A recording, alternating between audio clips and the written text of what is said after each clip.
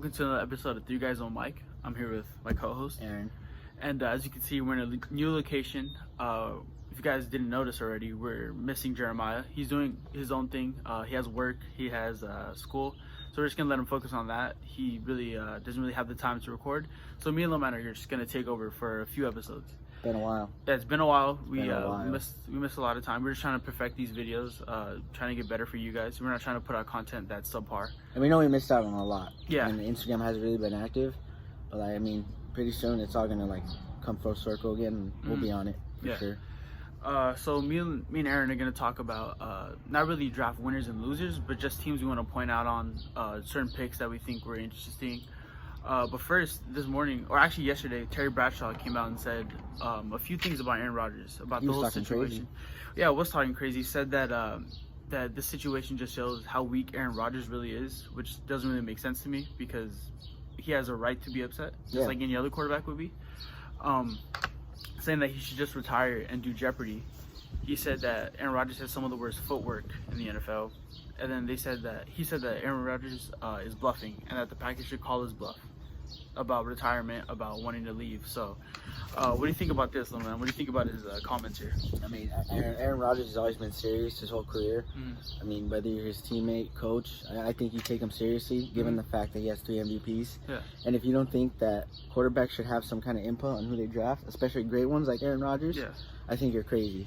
Like Pat Mahomes with Clyde Edwards-Helaire, he called up the GM, said if he's there, you take him.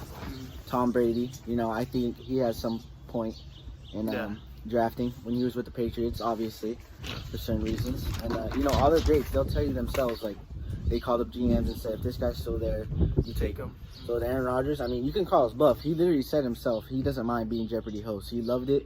And, I would watch it if he was on there. Rest in peace to the Jeopardy host before him. But I think Aaron Rodgers can do, I see him having a career in that. But, I obviously still want him to be playing in the NFL. Because he's one of the greatest of all time. If anything, probably the most talented quarterback of all time. And to me, I just think that Terry Bradshaw is just a hater, flat out. Yeah, I think a part of that, like some things that he said was truth, but it's also like you have to understand that it's not one size fits all, right? He tried to compare it to his situation, saying that the Steelers drafted a quarterback and that he was like it didn't face him or anything like that. It's like but also Aaron Rodgers' situation is a lot different from that. Aaron Rodgers made it to numerous NFC championships. He needed the help.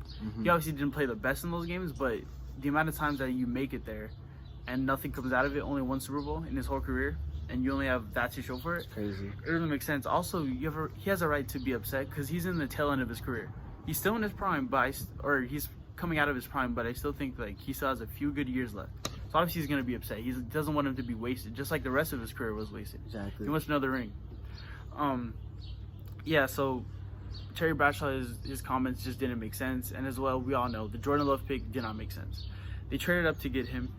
There were still options on the board. They had T. Higgins, Michael Pittman Jr., KJ Hamler, Chase Claypool. All those players are still there. So there's really no reason to draft a quarterback in Jordan Love.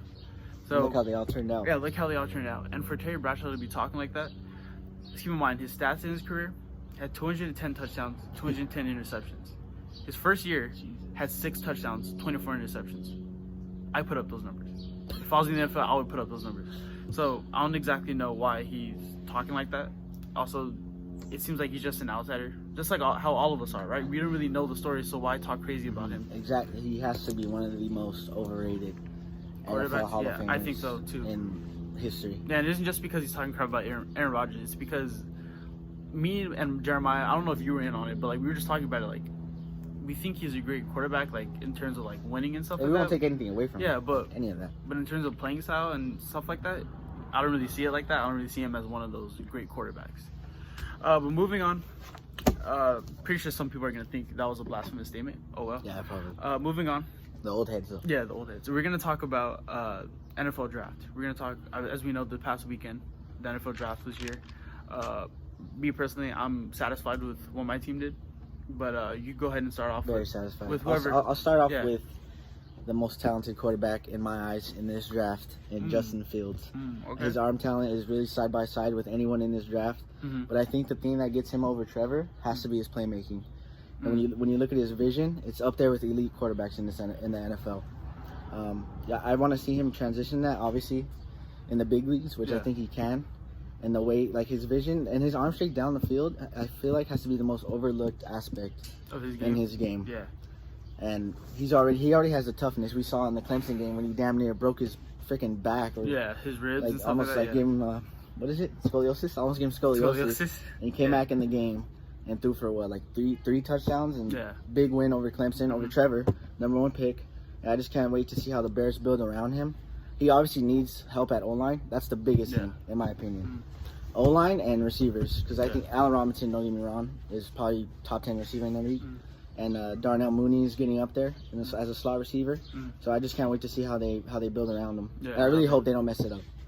Yeah, I mean, Justin Fields is a kid that you want to root for. Now, your take about him being the most talented quarterback in the draft, I mean, I feel like you can make an argument for it. But Trevor Lawrence, I think, has that edge on him right now. But, I mean, who knows? We still have yet to play a snap in the NFL. Yeah. So we don't know. I'm going to go ahead and talk about my Philadelphia Eagles. Usually, this man, Howie Roseman, I do not like him. I don't like anything he does. But I have to give him credit. About a month ago, we traded out of the number 6 spot. I think we went back to 12. I totally forgot about that. Yeah, we traded out. And a lot of people were upset, including myself, because I wanted Kyle Pitts, Jamar Chase. But this is a good pick. That was a good trade because Jamar Chase and Kyle Pitts weren't there at number 6. So either way, we weren't going to get there. We weren't going to get those players. So we drafted Devontae Smith, as everybody knows, and we also have 3 first-round picks next year. So Howie Roseman did a great job with that. Something that I did not expect out of him, especially with the past 2 years, his track record. So I'm happy about that. I'm glad that we got Devontae Smith after missing out on a bunch of wide receivers in the first round, even second round, the past few years. As we know, Heisman Trophy winner in the national championship game, had 3 touchdowns, 200 yards in the first half, but then dislocated his finger. The big knock on him is his weight, obviously. He only weighs 166 pounds. I think that could be an issue, but I don't think it will stop him. I also think it could be like maybe even an upside. Yeah, maybe an advantage to like certain things, jump balls, to his release, stuff like that. There's a lot of TikTok warriors, right? A lot of people who just go online, open up their computers and start recording, be like, look, he's not. Yeah, a lot of people were saying that Jamar Chase isn't good getting off the line, blah blah, this and that. There's same people were talking crap about Devontae Smith, saying that his size he's not going to be good in the NFL.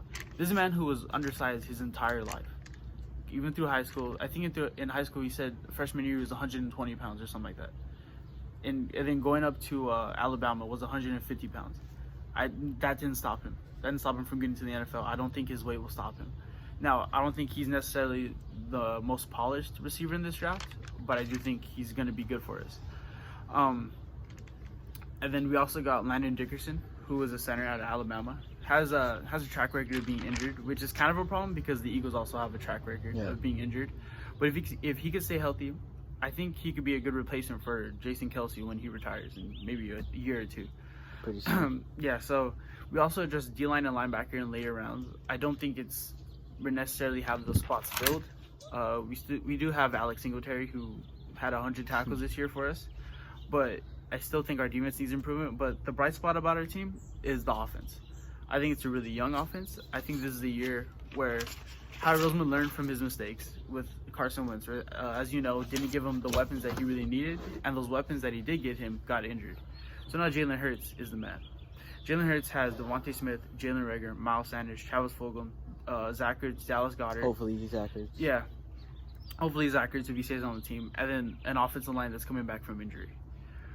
Travis Fulgham is a guy who, in the month that he was actually the starter, he had 500 yards, was graded the highest receiver in the NFL in that month.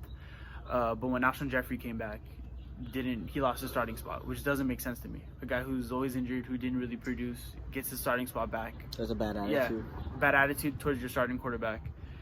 And Travis Fulgham was balling out. So Travis Fulgham could put it together. Jalen Reagor, Devontae Smith, that's going to be a good core. Also Greg Ward. Greg Ward's there, who just always seems to make plays.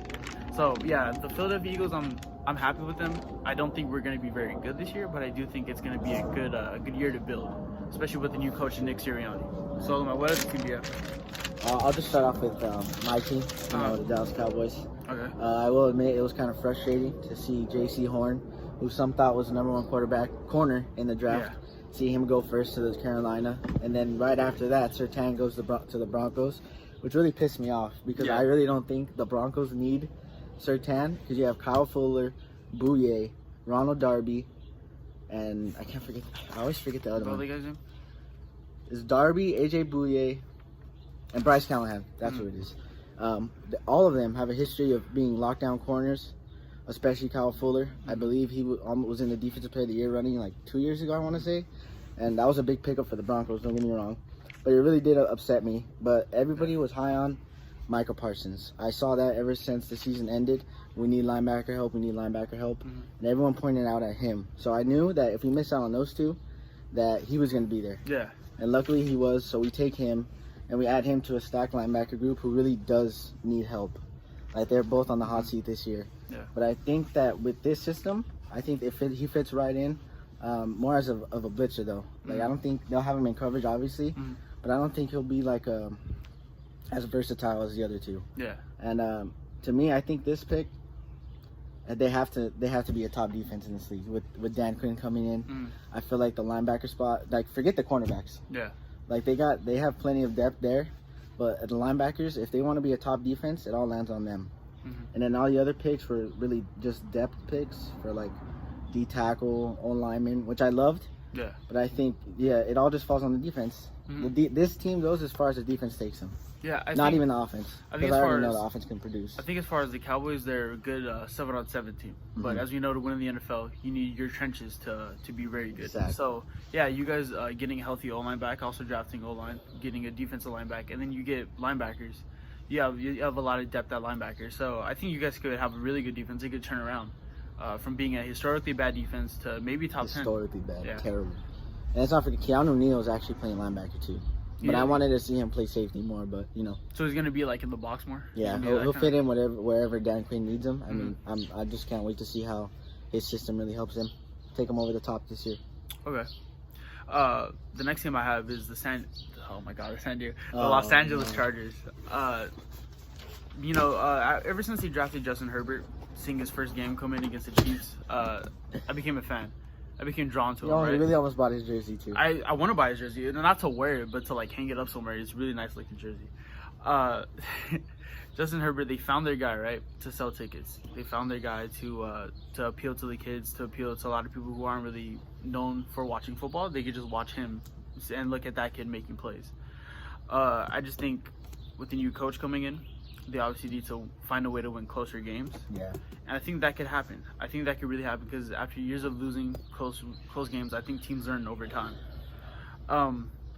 They drafted Rashawn Slater, who has good power and speed, right? Good tackle. Yeah, and then I watched him go against Chase Young, and oh my god. No battle. Oh my god. Yeah, that was insane. Keep in mind, they're gonna meet this year too. They play each other. And his feet are amazing. I think that was the most impressive thing that I saw from him was how quick his feet are, especially at being 6'4", 300 pounds. Like his hand placement. Yeah, his hand placement. As soon as you swipe his hand down, it's there again. So yeah, I think that's a really good pickup. I think Asante Samuel Jr., who was a good second-round pick. We saw him go against Devontae Smith and Jerry Jeudy in one-on-ones at a camp, and he held his own against them. Some people think that he was a first-round talent too. Yeah, some people do. Especially knowing who his dad is. Yeah, I mean, obviously you can be a first-round talent, just not go first round. Like, that's just something that just happens in the NFL because of need. But I think he's really good. They got Josh Palmer, who's a speedy receiver with good size. Not necessarily tall, but he has, like, a good build to him. He's, so I think he's going to give Justin Herbert another weapon to go along with him. They obviously have good skilled players on offense, but they just need to build their offensive line as well. Yeah, that's the biggest part. Biggest part. Yeah, they got Corey Linsley in the offseason, which is going to be huge for them. They got Jared Cook, and I think I didn't even know they got Jared Cook. That's what it said. They got Jared Cook. I think that's going to be a good pickup for them. I don't think he's as good as Hunter Henry. When did they sign him? I have no idea, but I looked and it said they signed Jared Cook. So I don't think he's as good as Hunter Henry, but I still think that's a good pickup for Justin Herbert. That was a big loss to Hunter Henry. Even though I didn't think he was like that good. I don't really think he's all that. And I also think if this offensive line produces, they have a good mixture of veteran. They have a good mixture of young guys coming in. So if this offensive line can produce, one, they give Justin Herbert and those receivers time to throw the football, and when they have those leads, they have time to pound the rock. They have time to. They could keep your lead for you, right? Yeah. You're not gonna go 3 and out, give the team opportunity to come back, which they did a lot this year. One that stands out is against the Saints on Monday Night Football. Oh yeah. Yeah. So I think if this offensive line could be healthy and they could mold together, I think this Chargers team is gonna be really good. So yeah. What about you? And that defense has to come together. That defense has to come together. But a team I have down here, surprisingly, same division as the Chargers, is the Broncos. Their situation, this is like after the draft and everything they did before. But their situation at quarterback is difficult because you have a young QB in Drew Lock who's still developing. Injuries kind of pondered on him a little bit. But then you bring in a winning quarterback, what Maya likes to call him, and Teddy Bridgewater. Yeah. But don't get me wrong, you give him the O-line and a running back, the weapons, he's good. But I mean, every quarterback is, But I still think that Teddy Bridgewater is one of the smartest quarterbacks in the league. He does enough to win you games, and he plays with patience. And that's something that Locke really needs because, sometimes he'll rush his throws, he'll force them, and it's hard to watch at times when he plays. But I think they brought in the perfect mentor for Drew Lock. And hopefully the future really is bright for this team. But I still think they need the right coach. I don't think Fangio is the answer still. I really don't. Yeah, with Locke, obviously when he plays with confidence, he could be a top 5 young quarterback. But that confidence isn't always there, right? He's not.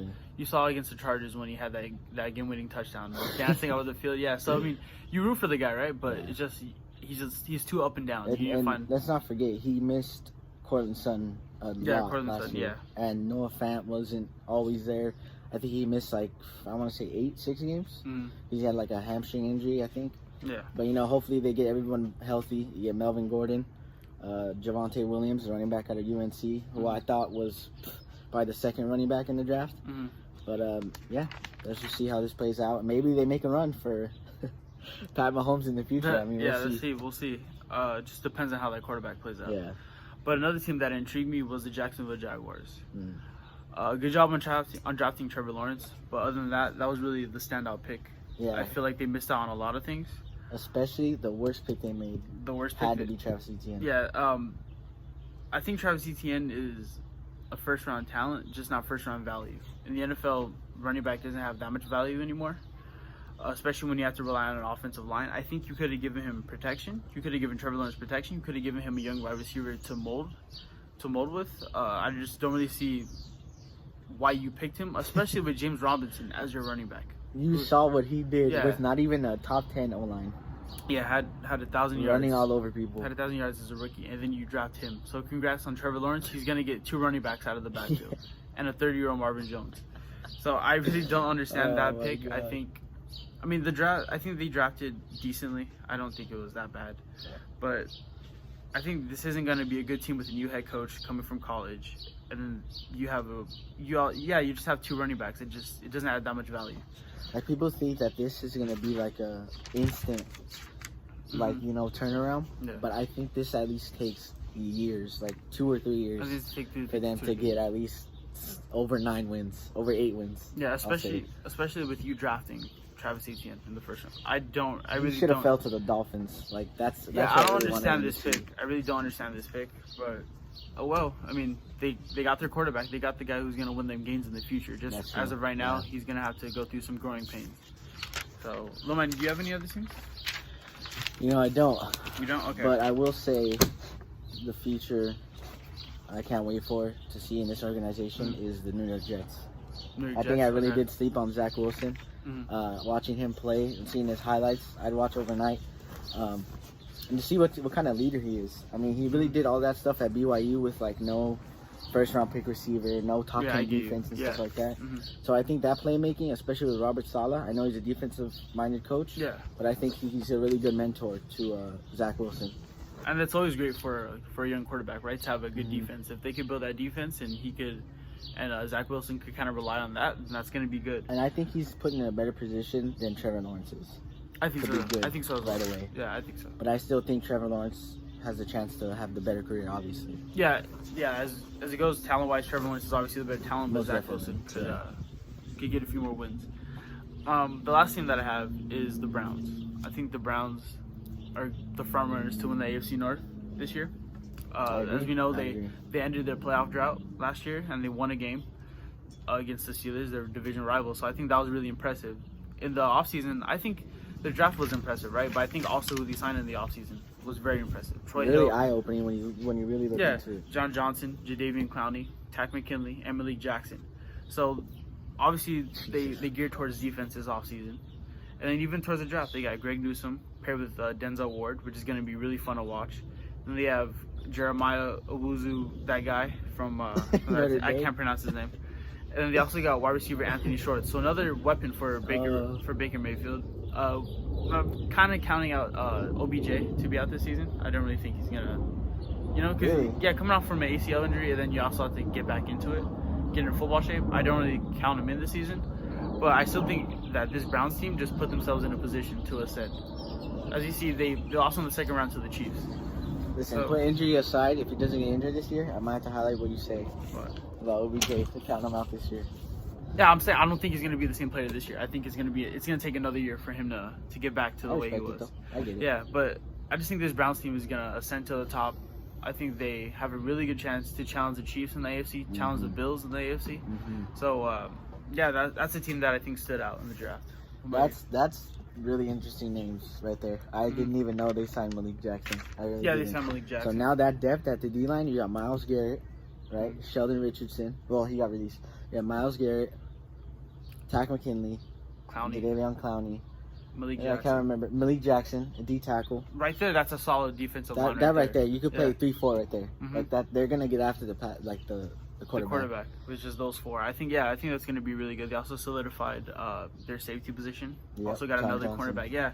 So that was one of the. I think I gave him an A for the free agency because they got John Johnson. He's like a freaking ball hawk, playmaker, hard hitter. And he's for sure going to take him over the top. Because when you watch him play, if you saw him mic'd up, the way he talks to the defense and the way he has those guys flying around, it's crazy. Yeah, and also he comes from an organization that's like kind of used to winning. You know what I mean? Oh, yeah, for sure. And built on defense and leadership. Yeah, so thank you guys for watching. That concludes our episode. We understand that it was a long break. We're just getting back into it. So thank you guys. Also, I understand that it's kind of crazy in this world, and I thank you guys for taking the time out of your day to watch our videos. So thank you, like and subscribe.